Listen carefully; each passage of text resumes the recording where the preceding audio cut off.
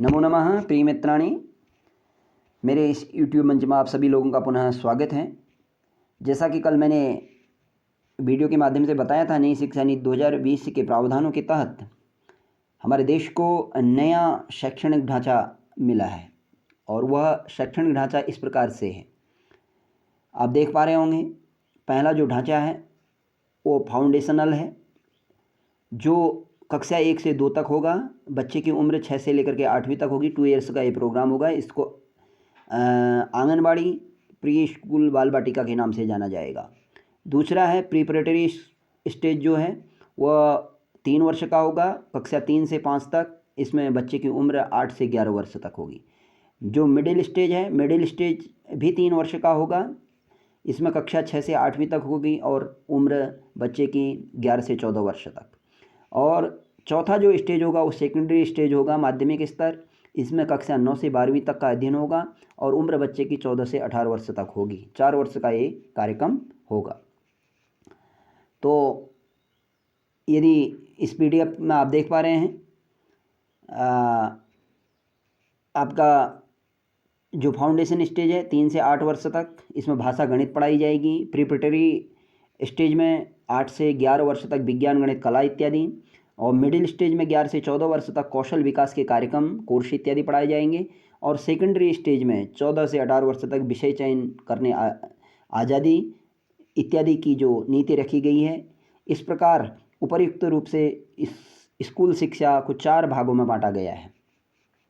भारतीय संविधान के अनुच्छेद 350 के अनुरूप 5वीं कक्षा तक शिक्षा मातृभाषा, स्थानीय भाषा, आर्ट या क्षेत्रीय भाषा को शिक्षा के माध्यम के रूप में अपनाने पर बल दिया गया है नई शिक्षा नीति 2020 में। क्योंकि भारतीय संविधान का 350वां अनुच्छेद भी इस ओर हमें दिशा निर्देश करता है, विशेष रूप से जो विशेष रूप वाले बच्चे होते हैं उनके लिए।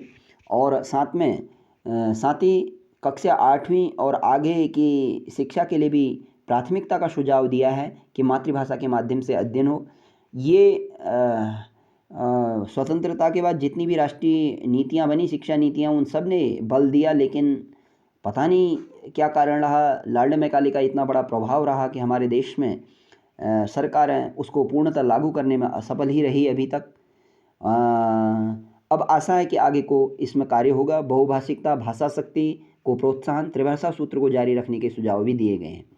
भाषा के चुनाव के लिए छात्रों पर कोई बाध्यता नहीं होगी। उनके लिए संस्कृत और अन्य प्राचीन भारतीय भाषाओं को पढ़ने के विकल्प मौजूद रहेंगे। यहाँ पे अंग्रेजी के साथ ही विदेशी भाषाएं जैसे कोरियाई, जापानी, थाई, फ्रेंच, जर्मन, स्पेनिश, पुर्तगाली और रूसी भी माध्यमिक स्तर पर व्यापक रूप से अध्ययन हेतु उपलब्ध करवाई जाएंगी, ताकि विद्यार्थी विश्व संस्कृति के विषय में जानें और अपनी रुचियों और आकांक्षाओं के अनुरूप अपने आप को वैश्विक बना सकें। कक्षा 10वीं बोर्ड की अनिवार्यता खत्म करके सिर्फ 12वीं परीक्षा आयोजित होगी। संगीत, खेल, योग को अतिरिक्त पाठ्यक्रम की बजाय मुख्य पाठ्यक्रम में जोड़ा जाएगा। इस नीति में समग्र बहुविषयक शिक्षा के साथ कला, विज्ञान, वाणिज्य विषयों में कोई अलगाव की स्थिति नहीं रहेगी। परस्पर कला विषय के साथ विज्ञान और विज्ञान वाणिज्य के साथ कला के सामाजिक विज्ञान, भूगोल, इतिहास, राजनीति, अर्थशास्त्र आदि विषयों को पढ़ने की स्वतंत्रता रहेगी। अवधारणात्मक समझ पर जोर के साथ रटंत विद्या को समाप्त करके खेल खेल में शिक्षा को बढ़ावा देते हुए विद्यार्थियों की रचनात्मकता, मौलिकता एवं जीवन कौशल का विकास करना। शिक्षण पेशे में योग्यतम विद्यार्थी आएँ, इसके लिए 4 वर्षीय एकीकृत B.Ed पाठ्यक्रम में अध्ययन के लिए बड़ी संख्या में मेरिट आधारित छात्रवृत्ति को आयोजित किया जाएगा। इसमें इंटर के बाद ही ये एकीकृत B.Ed का पाठ्यक्रम शुरू हो जाएगा और शुरू हो भी चुका है। NCT के माध्यम से NTA इसका एग्ज़ाम करा रहा है, नेशनल कॉमन एंट्रेंस टेस्ट करके। और ग्रामीण क्षेत्रों में कुछ विशेष छात्रवृत्ति को आयोजित करने का प्रावधान किया जाएगा, जिससे ग्रामीण क्षेत्र के योग्य युवाओं के लिए शिक्षा के क्षेत्र में अवसर बढ़ेंगे। सामुदायिक सहभागिता एवं जुड़ाव होने की दृष्टि से गृह क्षेत्र या जनपद में ही प्राथमिकता से नियुक्ति का प्रावधान। शिक्षक प्रशिक्षण पर जोर, शिक्षकों के लिए आवास व्यवस्था, शिक्षणेतर कार्यों पर रोक, निजी विद्यालयों की मनमानी फीस शुल्क आदि पर भी रोक। विद्यालयी बच्चों को खेलकूद, योग, नृत्य, मार्शल आर्ट, बागवानी समेत अन्य शारीरिक गतिविधियों से जोड़ने के लिए प्रोत्साहित किया जाएगा। आगे देखते हैं। इसमें सतत मूल्यांकन के साथ ही तकनीकी के साथ यथासंभव उपयोग पर जोर दिया जाएगा। भारतीय जड़ों और गौरव में बंधे रहना, अपनी भाषा एवं संस्कृति पर गर्व करना, यह भी हमारी नई शिक्षा नीति का प्रमुख उद्देश्य है।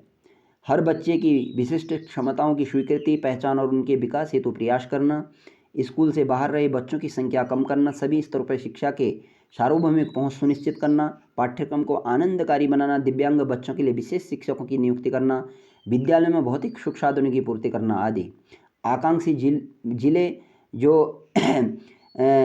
एस्पिरेशनल डिस्ट्रिक्ट्स हैं, ऐसे क्षेत्र जहां बड़ी संख्या में आर्थिक, सामाजिक, जातिगत बाधाओं का सामना करने वाले छात्र पाए जाते हैं, उन्हें विशेष शैक्षिक क्षेत्र स्पेशल एजुकेशनल जोन्स के रूप में नामित किया जाएगा। कक्षा 6 से कोडिंग और व्यावसायिक अध्ययन कर साथ एक नया स्कूल पाठ्यक्रम शुरू किया जाएगा। आंगनबाड़ी में प्ले स्कूल की तर्ज पर संचालित होंगे, उनके लिए अच्छी सुविधाएं उपलब्ध कराई जाएंगी। बाल वाटिका के नाम से भी उनका संचालन होगा। ये तो आपका माध्यमिक स्तर तक का प्रावधान है, और आगे उच्च शिक्षा में विभिन्न प्रकार के प्रावधान इसमें किए गए हैं। इनको भी हमें जानना जरूरी है, क्योंकि प्रतियोगी परीक्षाओं में कई जो बहुविकल्पात्मक सवाल होते हैं उसमें एक प्राथमिक शिक्षा से, माध्यमिक शिक्षा से, उच्च शिक्षा से भी लिया जा सकता है कि इन चारों में कौन सा सही है या कौन गलत है। इस प्रकार में जब हमें विशेष जानकारी होती है तभी हम उस सवाल को सही कर पाते हैं। अब हम जब उच्च शिक्षा के बारे में बात करें, उच्च शिक्षा मनुष्य एवं सामाजिक कल्याण के विकास में अति महत्वपूर्ण भूमिका निभाती है। बढ़ते हुए वैश्वीकरण काल में उच्च शिक्षा की भूमिका अधिक उच्च होते जा रही है। 21वीं सदी की आवश्यकताओं को देखते हुए गुणवत्तापूर्ण उच्च शिक्षा का राष्ट्रवादी, चिंतनशील तथा रचनात्मक बहुमुखी प्रतिभा के लोगों का विकास करना है, जिनकी प्रतिभा देश के विकास में काम आ सके। वर्तमान में प्रचलित उच्च शिक्षा प्रणाली में कई कमियां हैं, जिनको नई शिक्षा नीति आमूलचूल परिवर्तन करके नई ऊर्जा के संचार के लिए चुनौतियों को दूर करने के लिए कहती है, जिससे सभी युवाओं को उनकी आकांक्षा के अनुरूप गुणवत्तापूर्ण समान अवसर देने वाली समावेशी शिक्षा प्राप्त हो सके। देश भर के उच्च शिक्षण संस्थानों के लिए भारतीय उच्च शिक्षा परिषद नामक एक एकल नियामक की परिकल्पना की गई है। विषयों की ढील के साथ शिक्षा के प्रति एक समूह और बहुआयामी दृष्टिकोण। स्नातक की डिग्री 3 वर्ष और 4 वर्ष की होगी। इसमें पहले वर्ष की शिक्षा पूर्ण करने पर प्रमाण पत्र, दूसरे वर्ष में डिप्लोमा, तीसरे और चौथे वर्ष में उपाधि दी जाएगी। 3 वर्ष की उपाधि उनको दी जाएगी जो आगे पढ़ाई नहीं करना चाहते हैं। चौथे वर्ष की उपाधि लेने पर 1 वर्ष में स्नातकोत्तर की उपाधि प्राप्त हो सकेगी। 4 वर्षीय स्नातक यूजी सहित स्नातकोत्तर पीजी पाठ्यक्रमों में choice based credit system CBCS लागू किया जाएगा। 1 वर्ष पढ़ाई करने के बाद यदि कोई पढ़ाई छोड़ता है और फिर पुनः उसको पढ़ाई करने का मन होता है, तो वह अपने पढ़ाई वहीं से आरंभ कर सकता है जहाँ से उसने पढ़ाई को छोड़ा है। और साथ में MPhil की अनिवार्यता खत्म कर दी गई है। जो अभी MPhil होता था अभी तक, अब छात्र सीधे PhD कर सकेंगे और PhD 4 वर्ष की होगी कम से कम। जो छात्र इंजीनियर कर रहे हैं वे संगीत, कला आदि विषयों को साथ में पढ़ सकते हैं। छात्र किसी एक पाठ्यक्रम से दूसरे पाठ्यक्रम में शामिल होना चाहता है तो बिना किसी अवरोध के विषय परिवर्तित कर सकता है। विज्ञान वर्ग का विद्यार्थी एक कला वर्ग के विषय का अध्ययन कर सकता है, वैसे कला वर्ग का विद्यार्थी एक विषय के रूप में विज्ञान को पढ़ सकता है। 2040 तक सभी उच्च शिक्षा संस्थानों HEI का उद्देश्य अपने आप को बहुविषयक संस्थानों के रूप में स्थापित करना होगा। समग्र और बहुविषयक शिक्षा की ओर बढ़ते हुए गायन, वादन, चित्रकला सहित 64 कलाओं की शिक्षण व्यवस्था अपने विश्वविद्यालय में करनी होगी। सन 2035 तक उच्च शिक्षा से व्यावसायिक शिक्षा में सकल नामांकन अनुपात 26.3 से बढ़ाकर 50 तक करना है। शोध एवं शिक्षक नवाचारों से युक्त विश्वविद्यालयों की स्थापना की जाएगी। भारत में विदेशी विश्वविद्यालयों की शाखा स्थापना की जाएगी। प्रत्येक उच्च शैक्षणिक संस्थान में छात्रों के तनाव अवसाद एवं सांवेगिकता संभालने हेतु परामर्श प्रणाली प्रारंभ की जाएगी। कॉलेज संबद्धता प्रणाली को अगले 15 वर्षों में चरणबद्ध तरीके से समाप्त किया जाएगा, ताकि प्रत्येक कॉलेज या तो स्वायत्त उपाधि देने वाली संस्था या विश्वविद्यालय के एक घटक के कॉलेज के रूप में विकसित हो सकें। तो आगे हैं, प्रत्यायन के आधार पर संस्थागत शासन की शैक्षणिक, प्रशासनिक और वित्तीय स्वायत्तता परिकल्पित है, जिसमें प्रत्येक उच्च शिक्षा संस्थान में एक स्वतंत्र शासक बोर्ड होगा। उच्चतर शिक्षा की प्रोन्नति हेतु एक व्यापक सर्वसमावेशी निकाय होगा, जिसके अंतर्गत मानक स्थापन, वित्त पोषण, प्रत्यायन और विनियम के लिए स्वतंत्र इकाइयों की स्थापना की जाएगी। सभी प्रकार की व्यावसायिक शिक्षा उच्च शिक्षा प्रणाली का एक अभिन्न अंग होगी। तकनीकी, स्वास्थ्य, विज्ञान, विधि, संस्कृत और कृषि विश्वविद्यालय बहुविषयक संस्थान बनने का लक्ष्य रखेंगे। अनुसंधान और नवाचार को उत्प्रेरित और विस्तारित करने के लिए देश भर राष्ट्रीय अनुसंधान फाउंडेशन नामक नई इकाई स्थापित की जाएंगी। व्यावसायिक शिक्षा, प्रौढ़ शिक्षा, मुक्त शिक्षा, भारतीय भाषाओं, कला और संस्कृति का संवर्धन, शिक्षा में प्रौद्योगिकी का उपयोग एवं एकीकरण, ऑनलाइन एवं डिजिटल शिक्षा आदि को सतत सर्वजनोपयोगी बनाना तथा बढ़ावा देना नई शिक्षा नीति के द्वारा निर्दिष्ट किया गया है। इस नई राष्ट्रीय शिक्षा नीति को सफल बनाने के लिए केंद्रीय शिक्षा सलाहकार परिषद के सशक्तिकरण पर भी जोर दिया गया है। इसी नीति की अनुशंसा पर केवल एक दृष्टि रखने के उद्देश्य से मानव संसाधन विकास मंत्रालय का नाम पुनः शिक्षा मंत्रालय कर दिया गया है। अब शिक्षा मंत्री ही केंद्र में माना जा रहा है, पहले मानव संसाधन विकास मंत्री उसको माना जाता था। तो ये आपका जो नई शिक्षा नीति है, नई शिक्षा नीति के मुख्य प्रावधानों से संबंधित वर्णन है।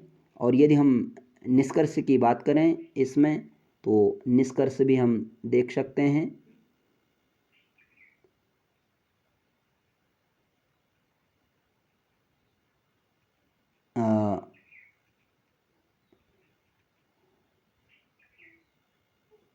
ये बदलते वैश्विक परिप्रेक्ष्य के कारण भारतीय शिक्षा प्रणाली में परिवर्तन हेतु केंद्रीय मंत्रिमंडल ने जिस नई राष्ट्रीय शिक्षा नीति 2020 को मंजूरी दी है, शिक्षा समवर्ती सूची का विषय होने के कारण यदि राज्य सरकार ने दृढ़ इच्छा से राजनीतिक निहितार्थों को अलग रखकर एक भारत श्रेष्ठ भारत की भावना से इस नीति के केंद्रीय बिंदुओं को यथावत लागू करती हैं, तो निस्संदेह नीति अपने लक्ष्यों को प्राप्त करते हुए भावी विकसित मार्ग में महनीय सहयोग प्रदान करेगी और भारत को विश्व के अग्रणी देशों के समकक्ष ले आएगी। असमान शिक्षा के कारण देश में जो दो वर्गों में शिक्षा विभाजित है, उसमें विराम लगकर समान शिक्षा की ओर देश आगे को बढ़ेगा। तो यही नई शिक्षा नीति से संबंध रखने वाला यह लेख था, और इसमें प्रतियोगी परीक्षाओं के लिए, प्रधानाचार्य परीक्षा के लिए बहुत सहयोग मिलेगा, ऐसा मुझे आशा है। और मेरा भी इसमें पुनर्अभ्यास हो गया है। धन्यवाद, नमस्कार, नमो नमः।